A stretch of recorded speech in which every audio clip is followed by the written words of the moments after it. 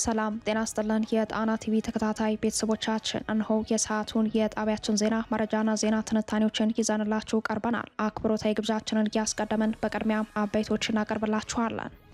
ዛሬ ግንቦት 21 በአማራ ሰማይ ስር ያሉ ዋና ዋና መንገዶች ጸጥ ረጭ ብለዋል። አፋብኃ ይፋ ባደረገው ወታደራዊ መመሪያ መሰረት ከዛሬ ጀምሮ ለተከታታይ 5 ቀናት በአማራ ክልል ከአምቡላንሶች ውጪ ምንም አይነት እንቅስቃሴ እንዳይደረግ እገዳ ማውጣቱን ተከትሎ ማህበረሰቡም ከእንቅስቃሴ ታቅቧል። የፋኖ ኃይሎች ዋና ዋና መንገዶች ላይ ያሉ ከተሞችን ተቆጣጥረዋል። አንዳንድ ቀጠናዎች ላይ የዞን ማዕከላትን የውጊያ ግንባር አድርገዋል። ፋኖ ደብረ ብርሃን ዙሪያና የከተሞኑ ክፍለ ከተሞች ድረስ ዘልቆ ገብተዋል። በሌላ በኩል የብልጽግና የክልልና የፌዴራል ከፍተኛ አመራሮች ለምርጫ በሚወዳደሩበትና የአገዛዙ ጦር በተደጋጋሚ በሚመታበት የምዕራብ ወሎ ቀጠና የፋኖ ኃይሎች ከፍተኛ ድል እንደቀናቸው ሲያሳውቁ የአገዛዙ ጦር በሙሉ አቅሙ ወደ ውጊያ መግባቱ ታውቋል። የፋኖ ኃይሎች ኮንክሪት ምሽግ በመስበር ፖሊስ ጣቢያ በመስበር ከተማ ሲቆጣጠሩ የአገዛዙ ጦር በከባድ ሰብአዊ ኪሳራ ስትራቴጂክ ቦታ ለቆ ወጥቷል። ዝርዝር የአውደ ውጊያ መረጃዎቹ በቅደም ተከተል ይቀርባሉ።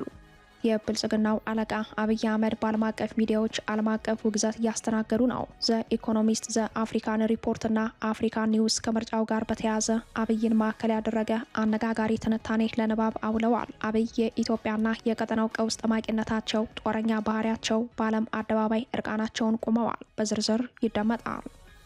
በትግራይ የህወሓት ወታደራዊ አፈሳ አድማሱን አስፍቶ ቀጥሏል። ከ16 ዓመት ታዳጊ እስከ 50 ዓመት ድረስ የጅምላ አፈሳ በመካሄድ ላይ ሲሆን በ30 ቀናት ውስጥ ብቻ በ10 ሺዎች የሚቆጠሩ ወጣቶች በግዴታ ታፍሰው ለውትድርና መወሰዳቸው ተሰምተዋል። የጅምላ አፈሳው በህዝቡና በህወሓት መካከል ግጭት አስከትሏል። በሌላ በኩል ከ55 በላይ ታጣቂዎች ሲኮበልሉ፣ በራያ ግንባር ደግሞ አዲስ ውጊያ ተቀስቅሷል። ሰዓቱን ጠብቁ ወደ እናንተ ይደርሳል። ዛሬ ብቻችንን አይደለንም፣ ራሳችንን እንከላከላለን። ይህንን ያለችው ራስ ገዟ ሶማሌላንድ ነች። ማስጠንቀቂያውን የሰጠችው ደግሞ ለጅቡቲና ሶማሊያ ነው። ባለቤቷን የተማመነች በግ ላቷን ከደጅ ታሳድራለች እንደተባለው ሶማሌላንድ እስራኤልን ተገና አድርጋ የሰጠችውን ማስጠንቀቂያ ከአፍሪካ ቀንድ አሁናዊ ሁኔታ አኳያ ቃኝተነዋል። ለሰዓቱ የመረጥንላችሁ ቀጠናዊ መረጃችን ነው። እነዚህንና ሌሎችን ይዘናል። አሁን ወደ ዝርዝር መረጃዎቹ እናመራለን። በወሎ ቤት አማራ ሁለተኛ ቀኑን የያዘው የፋኖ ኃይሎችና የአገዛዙ ጦር ከባድ ውጊያ ዛሬም በርካታ ቀጠናዎችን ሸፍኖ ውሏል። በአውደ ውጊያው የፋኖ ኃይሎች ኮንክሪት ምሽግ በመስበር ፖሊስ ጣቢያ በመስበር ከተማ ሲቆጣጠሩ የአገዛዙ ጦር በከባድ ሰብአዊ ኪሳራ ስትራቴጂክ ቦታ ለቆ ወጥቷል። ሁለተኛ ቀኑን በያዘው ዘመቻ አንሻ ሰይድ የፋኖ ኃይሎች ከፍተኛ ድል ቀንቷቸዋል። የፋኖ ኃይሎች በመካነ ሰላም ከተማ ውስጥ ባደረጉት ከፍተኛ ተጋድሎ የአገዛዙ ጦር የሚተማመንበት የአባይ በር ምሽግ መስበራቸውን ገልጸዋል። እንደ ፋኖ ምንጮች መረጃ ምሽጉን ለመስበር በተደረገው ውጊያ የአገዛዙ ጦር በከፍተኛ መጠን ሞትና ቁስለኛ ሆነዋል። ወሳኝ የተባሉ የጦር መሳሪያዎችን በፋኖ እጅ ገብተዋል። አፋብኃ ምኒልክ ዕዝ 105ኛ ኮር ከ33ኛና ከ71ኛ ክፍለ ጦሮች የተውጣጡ አሃዶች በቅንጅት በከለላ ወረዳ፣ በደገር ንዑስ ወረዳ፣ በቲርቲራ ከተማና በአቧሬ አካባቢ እስከ ዛሬዋ ዕለት ድረስ ባደረጉት ከባድ ተጋድሎ በርካታ የአገዛዙ ወታደሮችን ደምስሰው ቁልፍ ወታደራዊ ስፍራዎችን በቁጥጥር ስር በመዋል ከፍተኛ ወታደራዊ ድል ተቀዳጅተው ውለዋል። በአውደ ውጊያው አገዛዙ አሉኝ ብሎ የሚተማመንባቸው መስመራዊ አዋጊዎችንና የቡድን መሳሪያ ተኳሾችን አጥቷል ያሉት የፋኖ ምንጮች ከሰራዊቱ እልቂት በተጨማሪ በርካታ የምርጫ ካርድና ሌሎች የምርጫ ቁሳቁሶች በፋኖ እጅ መግባታቸውን አረጋግጠዋል። በጉዳዩ ላይ ተጨማሪ መረጃ የሰጡን የአካባቢው የጣና ምንጮች እንደጠቆሙት በወሎ ቤት አማራ በሰሜንና ደቡብ ወሎ ቀጠና በርካታ አካባቢዎችን የሸፈነ አዳዲስ የውጊያ ግንባር ተፈጥሮ አድማሱን አስፍቶ ቀጥሏል። በዛሬው ዕለት ግንቦት 21 ከማለዳ ጀምሮ ተጠናክሮ በቀጠለው ውጊያ በፋኖ ኃይሎች በኩል በመስዋዕትነት የታጀበ ከፍተኛ ውጊያ እንደቀጠለ መሆኑን ከአካባቢው ምንጮች ሰምተናል።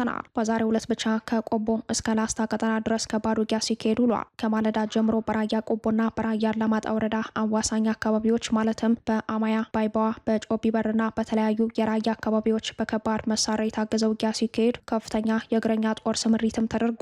ከወሎ ቤት አማራ ወደ ጎንደር ቀጠና የውጊያ መረጃዎች ስንሻገር ከነፋስ መውጫ ወደ ደብረ ታቦር በሚወስደው መንገድ አያ ጠላት የተባለ ቦታ ላይ የፋኖ ኃይሎች በአገዛዙ ጦር ላይ የደፈጣ ጥቃት በመፈጸም ከባድ ኪሳራ ሲያደርሱ በከላላ ወረዳና በቦረና ሳይንት ወረዳ ከትናንት አመሻሽ ጀምሮ በፋኖ ኃይሎችና በአገዛዙ ጦር መካከል ከባድ ውጊያ ተካሂደዋል።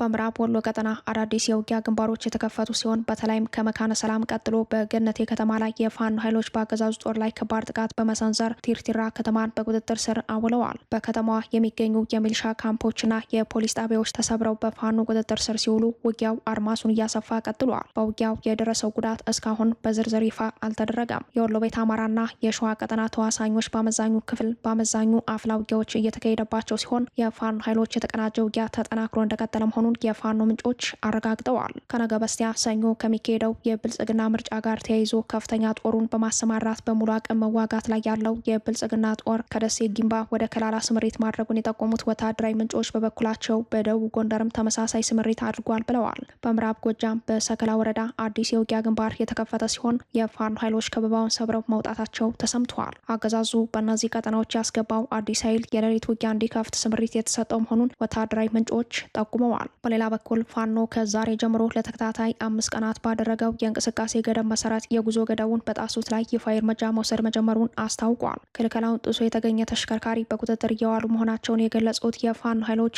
አፋብን ከአምቡላንሶች በቀር ሁሉም መንገዶች ለተሽከርካሪ ዝግ እንዲሆኑ ያስቀመጠውን መመሪያ ጥሶ የተገኘ ኮድ 3 ተሽከርካሪ ደጀን ኩራር የተሰኘ አካባቢ በ206ኛ ኮር በቁጥጥር ስር መዋሉን በይፋ አስታውቋል። ይህ ዜና እስከተጠናቀረበት ሰዓት ድረስ ከወልዲያ ወደ ጋሸና፣ ከጋሸና ወደ ወልዲያ፣ ከጋሸና ወደ ላሊበላ መስመር መንገዶች ዝግ ሆነው ሲውሉ፣ በተመሳሳይ ከደሴ ወደ ምዕራብ ወሎ ቀጠናዎች ገነቴ፣ ከላላ፣ ቦረናና መካነ ሰላም እንዲሁም ወራይሉ መውጫ መስመሮች የትራንስፖርት እንቅስቃሴዎች ተገድበዋል። ከባህር ዳር ወደ ጎንደር ያለው ዋናው መስመር፣ ከባህር ዳር ወደ አዴት፣ ሞጣ፣ ደጀን መስመር፣ ከባህር ዳር በዳንግላ፣ ቡሬ፣ ፍኖተ ሰላም፣ ደብረ ማርቆስ ባለው መስመር በከፍተኛ ወታደራዊ እጀባ ወታደራዊ ፓትሮሎች ከመንቀሳቀሳቸው ውጪ የእንቅስቃሴ ገደቡ ተግባራዊ ሲሆን፣ በተመሳሳይ ከወልዲያ ቆቦ፣ ከቆቦ ወልዲያና ከቆቦ አላማጣ ባሉ መስመሮች ወታደራዊ ተሽከርካሪዎች እንቅስቃሴ አድርገዋል። ይህ በእንዲህ እንዳለ የፋኖ ኃይሎች በሸዋ ጠቅላይ ግዛት ደብረ ብርሃን ዙሪያና የደብረ ብርሃን ከተማ አካል በሆኑ ክፍለ ከተሞች ከባድ ውጊያ ሲያደርጉ መዋሉ ተሰምተዋል። በሸዋ ጠቅላይ ግዛት ተጉለት ቀጠና በደብረ ብርሃን ዙሪያ መሃል አምባ፣ አይዞሽ አሞራ፣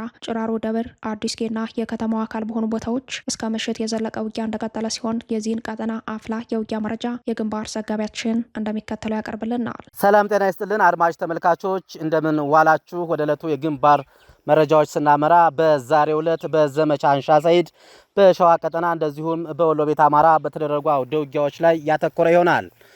ከሁለት ኮሮች የተውጣጡ የተለያዩ ሻለቆች በጥምረት ባገዛዙ ኃይል ላይ ታላቅ ድል መቀዳጀታቸውን በደብረ ብርሃን ሪጂኦፖሊታንት ከተማ ላይ ከፍተኛ ውጊያ የተደረገ ሲሆን ከ3 መኪና በላይ ያገዛዙ ኃይል ከጥቅም ውጭ መደረጋቸውን የአፋብን ሸዋ ጠቅላይ ግዛት አሳምነው ዕዝ በግንባር መረጃው ላይ ገልጿል። በደብረ ብርሃን ከተማ ካላት የኢኮኖሚና ጂኦፖለቲካዊ ፋይዳ አንጻር ከአዲስ አበባ በመቀጠል አገዛዙ ከፍተኛ ወታደራዊ ኃይል ያከማቸባት ከተማ ብትሆንም የአፋብን ሸዋ ጠቅላይ ግዛት አሳምነው ዕዝ አካል የሆኑት ወንድማማቾቹ የአጼ አምደ ጽዮን ኮርና የአጼ ዘርዓ ያዕቆብ ኮር አሃዶች ዛሬ ግንቦት 21 ቀን 2018 ዓ.ም ከማለዳው 11 ሰዓት ጀምሮ በአገዛዙ አየር ወለድ የኮማንዶ አባላት ላይ የተጠናከረ እርምጃ እየወሰዱ ይገኛሉ። በሸዋ ጠቅላይ ግዛት ተጉለት ቀጠና በደብረ ብርሃን ሪጂኦፖሊታንት ከተማ ጣይቱ ክፍለ ከተማ ውስጥና በደብረ ብርሃን ከተማ ዙሪያ እንዲሁም በመሃል አምባና አዲስጌ በሚባሉ አካባቢዎች ላይ ከላይ ድሮን ከታች መድፍ ዙ 23 እና ድሽቃ ይዞ ወደ ውጊያ ያመራው ያገዛዙ ሰራዊት ባደረገው ተጋድሎ ይህ ዜና እስከተጠናቀረበት ሰዓት ድረስ ከ3 በላይ መኪና አስከሬንና ቁስለኛ ወደ ደብረ ብርሃን ሆስፒታል የወሰደ ሲሆን ውጊያው አሁንም ተጠናክሮ እንደቀጠለ ይገኛል ተብሏል። የተደረገ ባለው ልዩ የቅንጅት ተጋድሎ ከአጼ አምደ ጽዮን ኮር የኮሩ ቃኝን ጨምሮ ከ7 ለ7 ክፍለ ጦር ከራምቦና ከምኒልክ ክፍለ ጦር የተውጣጡ ውስን ሻለቆች የሳተፉ ሲሆን በደብረ ብርሃን ከተማ ዙሪያ በመሃል አምባና አዲስጌ በተባሉ ቦታዎች ላይ ያገዛዙ ኃይልን እየመቱት ይገኛሉ። በሌላ በኩል ከአጼ ዘርዓ ያዕቆብ አንደኛ ኮር ከነጎድጓድ ክፍለ ጦርና ከናደው ክፍለ ጦር የተውጣጡ የተለያዩ ሻለቆች አገዛዙ ላይ ከፍተኛ ጉዳት እያደረሱ ይገኛሉ። በተመሳሳይ በደብረ ብርሃን ከተማ ጣይቱ ክፍለ ከተማ የአጼ ዘርዓ ያዕቆብ አንደኛ ኮር ክንፍ የሆኑት ከ7 ለ7 ክፍለ ጦር ከብሩኬ ደምሴ ክፍለ ጦር ከአጼ ይኩኖ አምላክ ክፍለ ጦርና ከነገርጋር ክፍለ ጦር የተውጣጡ ሻለቆች በተናበበና በተቀናጀ ሁኔታ እየወሰዱ ባለው የተቀናጀ ውጊያ አገዛዙ ሰራዊት ላይ ከፍተኛ ሰብአዊና ቁሳዊ ኪሳራ ያደረሰበት ሲሆን ውጊያው አሁንም ተጠናክሮ እንደቀጠለ መሆኑን አፋብን ሸዋ ጠቅላይ ግዛት አሳምነው ዕዝ በግንባር መረጃው ላይ አሳውቋል። በተመሳሳይ አፋብን ወሎ ቤት አማራ ምኒልክ ዕዝ የ106ኛ ኮርና የ303ኛ ኮር አሃዶች በመቄት ታላቅ ጀብዱ ፈጽመዋል። የ106ኛ ኮር አካል የሆነችው 22ኛ ክፍለ ጦር ከ303ኛ ኮር 81ኛ ክፍለ ጦርና አንድ ሻለቃ ጋር በመጣመር ቀን ሙሉ በወሰደው ተጋድሎ በብልጽግናው አገዛዝ ሰራዊት ላይ መብረቃዊ ጥቃት ፈጽመዋል። ያገዛዙ ሰራዊት ከጋሸና ከኮንና ከመቄት የተውጣጣ ከአንድ ክፍለ ጦር በላይ ዙ 23 2 ሞርታር 82 በማሰለፍ ለማጥቃት ቢያስብም በማለዳ የተጀመረው አውደ ውጊያ ከጋሸና ጫፍ እስከ መቄት ጫፍ የሸፈነ እንደነበር ተገልጿል። በዚህ ታሪካዊ ትንቅንቅ ያገዛዙ ኃይል ባልጠበቀውና በደረሰበት ከባድ ማጥቃት ብትንትኑ የወጣ ሲሆን በርካቶች ሙትና ቁስለኛ ማድረግ ተችሏል። በአውደ ውጊያው በአገዛዙ ላይ የደረሰው ሰብአዊ ጉዳት የተወገደ 37፣ የቆሰለ 28፣ የተገደለ አመራር 2፣ በቁሳዊ ኪሳራ ደግሞ የተማረከ ክላሽንኮቭ 23፣ የብሬን ተተኳሽ ከ1000 በላይ፣ የክላሽ ተተኳሽ ከ2100 በላይ፣ የዲሽቃ ተተኳሽ 570፣ የእጅ ቦምብ 13 መማረኩን አፋብን ሚኒሊክ ዕዝ በግንባር መረጃው ላይ ገልጸዋል። ለጥንቅሩ ተስፋዬ ልሳኑ ከዚያው ከትግሉ ሜዳ። የብልጽግናው አለቃ አብይ አህመድ በዓለም አቀፍ ሚዲያዎች ዓለም አቀፍ ውግዘት እያስተናገዱ ነው። ዘ ኢኮኖሚስት፣ ዘ አፍሪካን ሪፖርትና አፍሪካ ኒውስ ከምርጫው ጋር በተያያዘ አብይን ማዕከል ያደረገ አነጋጋሪ ትንታኔ ለንባብ አውለዋል። አብይ የኢትዮጵያና የቀጠናው ቀውስ ጠማቂነታቸው፣ ጦረኛ ባህሪያቸው በዓለም አደባባይ እርቃናቸውን ቆመዋል። የፊታችን ሰኞ ከሚካሄደው ምርጫ ጋር ተያይዞ የብልጽግናው አለቃ አብይ አህመድና አገዛዛቸው በአይነቱ የተለየ ዓለም አቀፍ ውግዘት በማስተናገድ ላይ ናቸው። በምርጫ ተኮር ጉዳዮች በጥቂት ቀናት ውስጥ ሁለተኛውን አነጋጋሪ ትንታኔ ያስነበበው ዝነኛው መጽሔት ዘ ኢኮኖሚስት በአዲሱ ዘገባው አብይ አህመድ ለኢትዮጵያ መበተን ብቻ ሳይሆን ለአፍሪካ ቀንድ መናጋት አደጋ ደቅነዋል ሲል ስጋቱን አስተጋብተዋል። በቀዳሚ ዘገባው አብይ ሳይካሄድ ያሸነፉትን ምርጫ ደግሰው መዘጋጀታቸውንና ብቻቸውን የሚወዳደሩበትን ምርጫ እንደሚያሸንፉ ካረጋገጠ በኋላም የኢትዮጵያ ቀጣይ ዕጣ ፈንታ ከምርጫ በኋላም የሚጠብቀውን ቀውስ አመላክቷል። አብይ ሀገሪቱን በታሪኳ አይታው ወደማታውቀው ቁልቁለት ከተዋታል ብለዋል። ታዋቂው መጽሔት በቀናት ልዩነት ውስጥ መሪው ላይ ትኩረት አድርጎ ድጋሚ ባወጣው ዘለግ ያለ ዘገባ በአሁኑ ሰዓት አብይ አህመድ ኢትዮጵያን በራሳቸው ምናባዊ ምስል የመቅረጽ ትግል ላይ ስለሆኑ ትልቅ የሆነችውን ሀገር ለመበታተን ከባድ አደጋ ደቅነዋል ሲል ድፍረት በተሞላበት ትችት የአመራር ባህሪያቸውን በተመለከተ እርቃናቸውን አቁሟቸዋል። የአብይ አካሄድ ታሪካዊቷን ሀገር ከመበተን ባሻገር ለአፍሪካ ቀንድም ህመም የሚፈጥር መሆኑን መጽሔቱ በሰፊው ሲተነትን በአንድ ወቅት ብዙዎች ተስፋ ያደረጉባቸው አብይ ዛሬ ተስፋ ሲቆርጡባቸው ሳይደነግጡ ትናንትም ዛሬም ኢትዮጵያን የሚገልጹበት ምናባዊ ቋንቋ አልተቀየረም ብለዋል። በቀውስ ጠመቃና በጦርነት ፖሊሲ ለቀጠሉት አብይ ተባባሪ የሆኑት አውሮፓና አሜሪካ መሆናቸውንም መጽሔቱ ጠቁመዋል። አብይ በአውሮፓና በአሜሪካ እንዲሁም በመካከለኛው ምስራቅ ሀገራት ድጋፍ ባገኙ ቁጥር የጥፋት መጠናቸውን በዚያው ልክ ከፍ በማድረግ አደጋ ማዋለዳቸውን ይቀጥላሉ ብለዋል። ከዚህ ከዘ ኢኮኖሚስት አነጋጋሪ ዘገባ በመቀጠል ሌላ አነጋጋሪ ዘገባውን ያስነበበው ዘ አፍሪካ ሪፖርት በበኩሉ እስካሁን በዓለም አቀፍ ሚዲያዎች እምብዛም ያልተደፈረውን ጉዳይ ስለ አብይ አህመድ አንስቷል። ዘገባው አብይ አህመድ ብልጽግናን የመሰረቱት ሀብትና ጤና ከመለኮታዊ በረከት የሚገናኙ ናቸው ከሚለው የጴንጤ አስተምሮ ጋር በማያያዝ ነው ካለ በኋላ ራሳቸውን እንደ መለኮታዊ ፍቃድ አስፈጻሚ አድርገው ስለሚመለከቱ ለሚነሱባቸው ተቃውሞች ጆሮ እንዳይሰጡ አድርጓቸዋል ብለዋል። ይህ አይነቱ የአብይ ባህሪ ከዲሞክራሲ ጋር የሚጋጭ ነው ሲልም ተችተዋል። ወደኋላ መለስ ብሎም ዓለም የኖቤል ሽልማት ያበረከተችላቸው በተሳሳተ ስሌት መሆኑን የሚያሳይ ከባድ ትችት ሰንዝሯል። ሌላው በከተማ የኮሪደር ልማት ስም በመቶ ሺዎች የሚቆጠሩ ነዋሪዎችን ማፈናቀላቸው ከአምባገነንነት መገለጫ ውስጥ አንዱ ማሳያ መሆኑን ገልጾ ሲታች ምርጫው የስልጣን ማስጠበቂያ መሆኑን አትቷል። አፍሪካ ኒውስ በበኩሉ ብልጽግና ገለልተኛ ሚዲያዎችን ዘግቶ ተፎካካሪ ፓርቲዎችን አግቶ ራሱ ብቻ ተወዳዳሪ የሆነበትን ምርጫ በመደገስ ምርጫውን ከንቱ አድርጎታል ሲል ተችቷል። ጉዳዩን አስመልክቶ ማስጠንቀቂያ የሰጠው ዓለም አቀፉ የሰብአዊ መብቶች ተሟጋች አምነስቲ ኢንተርናሽናል በበኩሉ በኢትዮጵያ ሚዲያዎች ላይ የተከፈተው የአፈና ዘመቻ በአስቸኳይ እንዲቆም በአጽንኦት ጠይቋል። አምነስቲ አገዛዙ ከመጪው 7ኛ አጠቃላይ ምርጫ አስቀድሞ በሚዲያዎች ላይ የጀመረውን ስልታዊ የአፈና ዘመቻ እንዲቀለብስ በጽኑ አሳስበዋል። ተቋሙ ዛሬ ባወጣው መግለጫ ባለስልጣናት የፕሬስ ነጻነትን ለማፈን የገለልተኛ ሚዲያዎችን የምዝገባ ፍቃድና የጋዜጠኞችን የዘገባ ፍቃድ መሰረዛቸውን ገልጸዋል። ከዚህም በተጨማሪ ከቅርብ ወራት ወዲህ በጋዜጠኞች ላይ የዘፈቀደ እስር፣ የግዳይ ስወራና ህገወጥ ክትትል እየተፈጸመ መሆኑን በመጥቀስ ወንጅሏል። የአምነስቲ የምስራቅና ደቡብ አፍሪካ ሪጂናል ዳይሬክተር ቲጌሪ ጃኩታ የኢትዮጵያ ብሔራዊ ምርጫ ቦርድ ጋዜጠኞች የዘገባ ፍቃድ ሲወስዱ የሚያስገድደውን ቃለ መሐላ ክፉኛ ተችተዋል። ይህ አሰራር ቦርዱ የማይመቹ መረጃዎችን ሳንሱር ለማድረግና በህዝባዊ ውይይቶች ላይ ቁጥጥር ለማድረግ የሚጠቀምበት ግልጽ መሳሪያ ነው ያሉት ዳይሬክተሩ ዓለም አቀፍ የልማት አጋሮችን በገለልተኛ ሚዲያዎች ላይ የሚወሰደውን ስልታዊ እርምጃ በመቃወም ድምጻቸውን እንዲያሰሙ ጥሪ አቅርበዋል። በሌላ በኩል አብይ አህመድ በቅርቡ ባደረጉት ንግግር የኢትዮጵያ ሚዲያዎችን ነጻነትን በቅጡ ማስተዳደርና ስነ ምግባርን መከተል አልቻሉም ሲሉ ቢወቅሱም በንጽጽር ግን የተከፈቱ ጉዳዮች እንዳሉ ተናግረዋል። እንዲያም ሆኖ የድንበር የለሽ ጋዜጠኞች ቡድን ዘንድሮ ባወጣው ሪፖርት የኢትዮጵያ የፕሬስ ነጻነት ደረጃ በከፍተኛ ሁኔታ አሽቆልቁሎ ከ180 ሀገራት 148ኛ ላይ መቀመጡ ተመላክቷል። ይህም የብልጽግናውን አገዛዝ የሚዲያ ፈና ባለም መድረክ ያጋለጠ የኢትዮጵያንም ክብር ዝቅ ያደረገ አገዛዝ መር ውድቀት ሆኖ ታይቷል።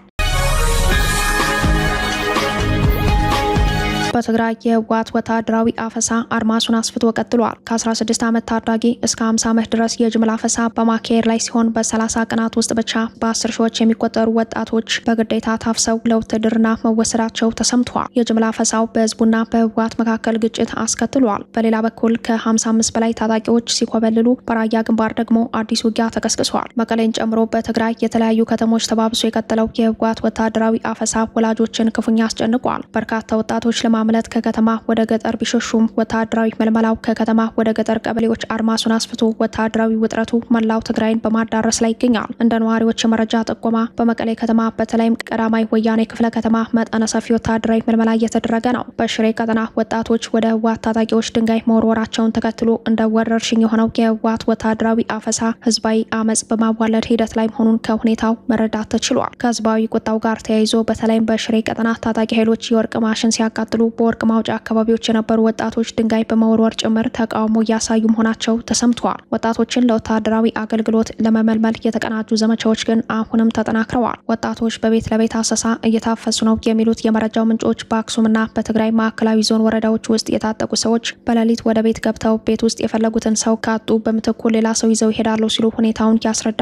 የቀድሞ ተዋጊዎችና ወጣት ታዳጊዎች ባፈሳው ልዩ ትኩረት ተደርጎባቸዋል ያሉት የመረጃው ምንጮች በአድዋ አካባቢ እየተጓዙ ያሉ ወጣቶች ከህዝብ ማመላለሻ ተሽከርካሪዎች ላይ እንዲወርዱ ተደርገው ወደ ካምፕ መወሰዳቸውን የመረጃው ምንጮች አክለው ጠቁመዋል። ከ400 በላይ ወጣቶች ስልካቸው ተቀምቶ በትግራይ ማዕከላዊ ዞን እደጋ ሐሙስ ጸዲ አቅራቢያ ወደሚገኘው ስጉ የተባለ ወታደራዊ ማሰልጠኛ ማዕከል መወሰዳቸው ታውቋል። ከሰሞኑ ብቻ በግምት 700 የሚሆኑ በግዳጅ የተመለመሉ ሰዎች ስልጠና መጀመራቸው ሲሰማ ስልጠናውን ለወጣቶቹ የሚሰጡት የህወሓት ወታደራዊ አዛዦች ጠላት ሊወረን ነው፣ ጠላት ሊመጣብን ነው፣ እየተሰባሰበ ነው በሚሉ ማስፈራሪያዎች ወታደራዊ ስልጠና እንዲወስዱ እየተደረገ ነው። እንዲያም ሆኖ ወጣቱ እንደ ወትሮው የህወሓት ፕሮፓጋንዳን እንደወረደ መቀበል ስላልቻለ ከማስፈራሪያ ከድብደባ ባለፈ በቀጥታ በጥይት ጭምር በመገደል ላይ ነው ተብሏል። በወታደራዊ ስልጠናው ከ16 ዓመት ታዳጊ እስከ 50 የሚደርሱ ሰዎች ሲገኙ አንዳንዶች ህይወታቸውን ለማትረፍ ከማሰልጠኛ ለማስለቀቅ ለጣቢያ ጠባቂ 26 ሺህ ብርና ከዚያ በላይ ከፍለዋል። በጥቅሉ በአሁኑ ሰዓት በመላው ትግራይ ከ16 ዓመት ታዳጊ እስከ 50 ዓመት ድረስ የጅምላ አፈሳ በመካሄድ ላይ ሲሆን በእስካሁኑ የግዳጅ አፈሳ በ10 ሺዎች የሚቆጠሩ ወጣቶች በግዴታ ታፍሰው ለውትድርና መወሰዳቸው ተሰምተዋል። ይህ መረጃ በትግራይ እስር ቤቶች በግዳጅ ወደ ወታደራዊ ካምፖች የተወሰዱ ፍርደኛ ታራሚዎችንና የፍርድ ሂደታቸውን በመጠባበቅ ላይ የነበሩ እስረኞችን እንደሚጨምር ነው የወታደራዊ ምንጮች የጠቆሙት። በተመሳሳይ በትግራይ ክልል እንደሚካሄደው አስገዳጅ ወታደራዊ አፈሳ በወሎ ቤት አማራ ራያ አላማጣ ከተማ የህወሓት ጽህፈት ቤት ኃላፊና የህወሓት የከተማው ከንቲባ በሚመሩት የሚሊሻ ኃይል የአርሚ 24ና አርሚ 43 ታጣቂዎች ቤት ለቤት የወጣቶች የግዳጅ አፈሳ በመደረግ ላይ መሆኑን ሰምተናል። በራያ አላማጣ ያለው የተለየ ሁኔታ የአማራ ተወላጆች እየተለዩ የግል መጠበቂያ መሳሪያቸውን የመክፈፍ ስራ እየተሰራ መሆኑ ነው ያሉት የመረጃው ምንጮች መሳሪያ ያላቸውን ሰዎች በጥቆማ የመልቀሙ ስራ በአብዛኛው በሌሊት እንደሚሰራ ነው ለጣቢያችን የጠቆሙት። ይህ በእንዲህ እንዳለ በራያ አላማጣ በኮረም ቀጠና አርሚ 31 ኮር 3 ወደ ጦርነት እንዲገባ ግዳጅ መሰጠቱን የአላማጣ ወታደራዊ ምንጮች ለጣቢያችን መረጃውን አድርሰውናል። እንደ መረጃው ምንጮች በግዳጁ ከመመሪያ ውጭ ወደ ኋላ ያፈገፈገ ወይም የሸሸ ታጣቂ፣ ከስምሪት ሲኮበልል የተገኘ ታጣቂ፣ ስልክ ሲያወራ መረጃ ሲሰጥ የተገኘ ታጣቂ እስከ ግድያ የደረሰ እርምጃ ይወሰድበታል ተብሏል። ከዚህ አስገዳጅ ወታደራዊ መመሪያ ጋር ተያይዞ ውጊያው ከመጀመሩ በፊት 55 ታጣቂዎች ከስምሪት ቀጠናቸው በመውጣት መኮብለላቸው ተሰምተዋል። ከሰሞኑ በተቀሰቀሰውና ዛሬም በቀጠለው በኮረም ቀጠና በቀጠለው ውጊያ ደግሞ 13 ታጣቂዎች መገደላቸው ተሰምተዋል። በዚህ የኮረም ቀጠና የሚካሄደው ውጊያ በህወሓት ታጣቂዎችና በትግራይ ሰላም ኃይሎች መካከል ቢሆንም የብልጽግና ጦር የከባድ መሳሪያ ሽፋን በመስጠት ላይ እንደሆነ መረጃዎች ያሳያሉ። የብልጽግና ድርድር ከሸፈ። ኢትዮጵያ እንደ አውሮፓውያን አቆጣጠር በ2014 ቦንድ ሽጣ የወሰደችው $1 ቢሊዮን ብድር መልሳ ለመክፈል ስታደርገው የነበረው ሌላ ዙር የሽግሽግ ድርድር አሁንም ያለምንም ውጤት መበተኑ ተሰምተዋል። የግል አበዳሪዎች ወይንም በሙያው ቋንቋ የቦንድ ባለሀብቶች ቀደም ሲል አቅርበውት የነበረው የብድር መክፈያ ሽግሽግ ቅድመ ሁኔታ በመንግስትም ሆነ ከመንግስታዊ አበዳሪ ሀገራት መርህ ጋር የማይጣጣም ሆኖ መገኘቱን ብርሜትሪክስ ዘግቧል። ብልጽግና ሁሉንም ወገኖች ያስማማል ያለውን የራሱን እቅድ ለድርድር አቅርቦ የነበረ ቢሆንም የዩሮ ቦንድ አበዳሪ ባለሀብቶች ግን በቀረበው አማራጭ ሀሳብ ባለመርካታቸው ምክንያት ድርድሩ አሁንም ሳይቋጭ ለመጠናቀቅ ተገዷል። ይህ በዩሮ ቦንድ ባለሀብቶች ውድቅ የተደረገው የኢትዮጵያ መንግስት አዲስ ፕሮፖዛል በዓለም አቀፍ ደረጃ በቡድን 20 የዕዳ እፎይታ ማዕቀፍ ስር የሚታቀፉት የመንግስታት አበዳሪዎች ዘንድ ግን ሙሉ ተቀባይነት አግኝቶ እንደነበር ተዘግቧል። አገዛዙ የሀገሪቱን የውጭ ዕዳ ጫና ለማቃለልና ኢኮኖሚው ላይ የሚፈጥረውን ጫና ለመቀነስ ሲል ይህ $1 ቢሊዮን ዕዳ መክፈያ ጊዜ እስከ እንደ አውሮፓውያን አቆጣጠር 2029 ድረስ እንዲራዘምላት ከፍተኛ ፍላጎት እንዳለው ቢገልጽም የራሳቸውን ከፍተኛ ትርፍና ጥቅምና ዋስትና የሚያስቀድሙት የግል ባለሀብቶች ከመንግስታት አበዳሪዎች በተለየ መልኩ ቅድመ ሁኔታ በማስቀመጣቸው የጋራ ስምምነት ላይ መድረስ አልቻለም። ኢትዮጵያ ከ10 ዓመታት በፊት እንደ አውሮፓውያን አቆጣጠር በ2014 በዓለም አቀፍ የፋይናንስ ገበያ ላይ ቦንድ በመሸጥ የወሰደችውን ይህንን ከፍተኛ ብድር ሙሉ በሙሉ አጠናቃ መክፈል የነበረባት ከአንድ ዓመት ገደማ በፊት እንደ አውሮፓውያን አቆጣጠር በ2024 መጨረሻ ላይ ነበር። ሆኖም ሀገሪቱ ከገጠማት የውጭ ምንዛሬ እጥረትና የኢኮኖሚ ጫና የተነሳ ከመንግስታትና ከግል አበዳሪዎች የመክፈያ ጊዜ ሽግሽግ በመጠየቋ ምክንያት ገንዘቡ በተቀመጠለት ጊዜ ሳይመለስ ቀርቷል። ይህ አሁን የተደረገውና ያለ ውጤት የተበተነው ድርድር በሀገሪቱ የወደፊት የብድር አሰጣጥ ታሪክና በዓለም አቀፍ ደረጃ ባላት የፋይናንስ አመኔታ ላይ የራሱ የሆነ ጥላ ማሳረፉ እንደማይቀር ተገማሽ ነው።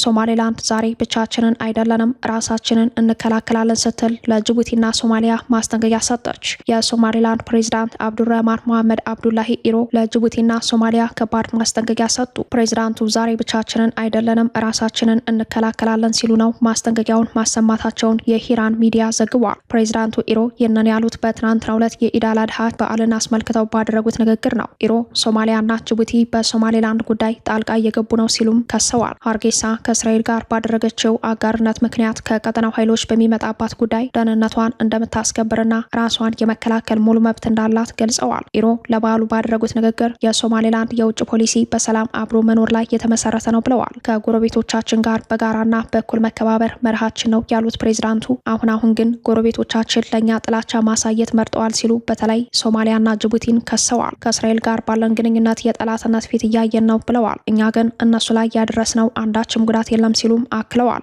ሶማሊያና ጅቡቲ የሶማሌላንድን ህልውና እንዲያከብሩና በሰላም እንዲሁም በጉርብትና መንፈስ ብንቀጥል የተሻለ ነው ሲሉ አስጠንቅቀዋል። አሁን ሶማሌላንድ ብቻዋን አይደለችም ሲሉም በዓለም ተጽዕኖ ፈጣሪው ሀገር እስራኤል ከጎናቸው መሆኗን ጠቆም አድርገዋል። ለሀገር ውስጥ ለህዝባቸው ባስተላለፉት መልእክት ደግሞ ሶማሌላንዳውያን ሰላም፣ መረጋጋት፣ አንድነትና የተለመደ ህብረታቸውን እንዲቀጥሉበት ጠይቀዋል። ከሰሞኑ የሶማሌላንድና የእስራኤል ጉዳይ እንደ አዲስ ትኩረት ያገኘ ሲሆን ሶማሌላንድ በእስራኤል ኢየሩሳሌም በታሪኳ የመጀመሪያውን ኤምባሲዋን ለመክፈት ማቀዷ እንዲሁም ከእስራኤል አምባሳደር መቀበሏን ተከትሎ በሀርጌሳ ላይ ተቃውሞ የሚያሰሙ በርክተዋል። እስካሁን 19 ሀገራት ሶማሌላንድን በመቃወም መግለጫ ወጥተዋል። በተለይ ጅቡቲ የሶማሌላንድና የእስራኤል ግንኙነት እንዲሁም እውቅናን በተግባርም የተቃወመች ሀገር ስትሆን ጅቡቲ በሶማሌላንድ የነበሯትን ዲፕሎማቶች ጠቅልላ አውጥታለች። እንዲሁም ለሶማሌላንዶች በተለይም ለባለስልጣናት ተሰጠው የነበረውን ቪዛ ሰርዛለች። ጅቡቲ ለሶማሊያ አንድነት ከመቆርቆር ባለፈ ሶማሌላንድ እውቅና ይዞ ሊመጣ የሚችለው በተለይ የኢትዮጵያን የንግድ የወደብ ገበያ መጋራት እንደሚያሳስባት ይነገራል። ጅቡቲ በዚህ ጉዳይ ሶማሌላንድ ላይ ጦር ልታዘምት የምትችልበት እድልም ሰፊ መሆኑን ተንታኞች ይናገራሉ። ፕሬዚዳንት ኢሮ በንግግራቸው የሶማሊያ ፕሬዚዳንት ሀሰን ሼክ መሐመድን ያብጠለጠሉ ሲሆን እኛ ላይ ጠላት እየሰበሰቡብን ነው ብለዋል። ራሳችንን ለመከላከል እኛው በቂ ነን ሲሉ መልእክት ሰደዋል። ፕሬዚዳንቱ ሶማሊያ ከቱርክና ከሌሎች ሀገራት ጋር የተፈራረመቻቸውን የመከላከያ ትብብሮች ሰው እየሰበሰቡብን ነው ሲሉ በዚህ ንግግራቸው ሸንቆጥ አድርገዋል። የፕሬዚዳንቱን ስም ጠቅሰው ሀሰን አንተ ያለፈብነህ የድሮ ታሪክ ነህ፣ አሁን እኛ ላይ ማድረግ የምትችለው ነገር የለም ብለዋል። ክቡራትና ክቡራን ቤተሰቦቻችን ለሰዓቱ የተሰናዱት መረጃዎቻችን የተከታተሏቸዋቸውን ይመስሉ ነበር። አብራችሁን ስለቆያችሁ ልባዊ ምስጋናችን ይድረሳችሁ እያለን የጣና ቲቪ ወቅታዊ ዜናዎች፣ ትንታኔዎችና ልዩ ልዩ ፕሮግራሞች እንዲደርሷችሁ ቻናላችን ሰብስክራይብ በማድረግ ቤተሰብ ይሁኑ። በተሳትፎ የትግል ሚዲያውን እንዲያጠናክሩ ጥሪያችን እናቀርባለን። ጣና ቲቪ ከሀቅ ጋር